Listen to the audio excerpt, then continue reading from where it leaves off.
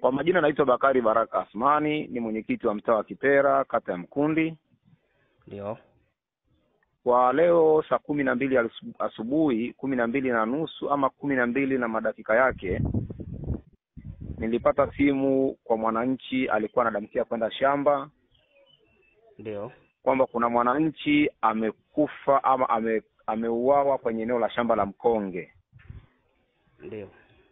Ambao lipo katika mtaa wa Kipera. Maana tumeamini kwamba ni gari, maana yule bwana aliyegongwa alikuwa na mwenzake. Yule mwenzake aliyegongwa alikuwa na mwenzake, ambaye mwenzake yeye alikuja.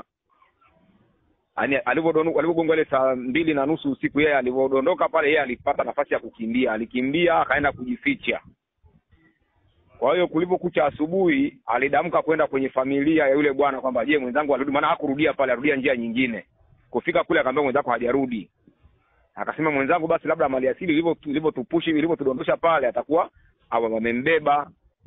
Kwa hiyo asubuhi naye anakuja ndio anatoa taarifa kwamba gari ilikuwa ni maliasili na ilikuwa ni gari nyeupe. Kwa hiyo kwenye pikipiki walikuwa wawili, kwa maana dereva wawili na marehemu na mmoja alikuwa na mzigo ambaye alikuwa amekalia mzigo juu. Aliyefariki ni yule aliyekuwa kwenye pikipiki juu au aliyekuwa anaendesha?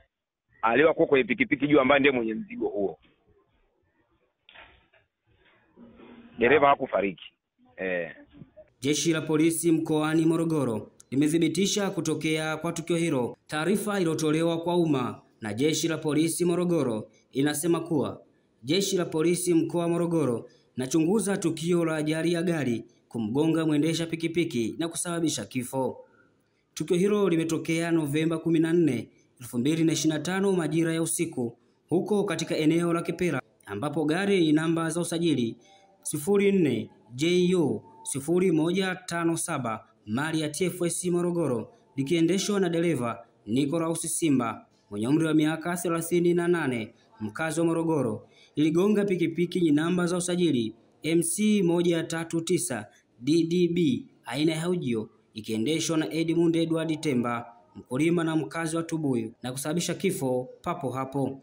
Taarifa hiyo imeendelea kwa kusema uchunguzi wa awali umebaini kuwa chanzo cha tukio hilo ni uzembe wa dereva la gari kushindwa kuchukua tahadhari kiasi cha kusababisha kumgonga mwendesha huyo wa pikipiki na kusababisha kifo chake. Uchunguzi zaidi unaendelea ili kuweza kumkamata dereva huyo ambaye baada ya kusababisha tukio hilo alitokomea kusikojulikana. Jeshi la polisi linaendelea kuelekeza madereva kuchukua tahadhari zote na kuzingatia sheria za usalama barabarani ili kuokoa na kulinda maisha ya watumiaji wengine wa barabara.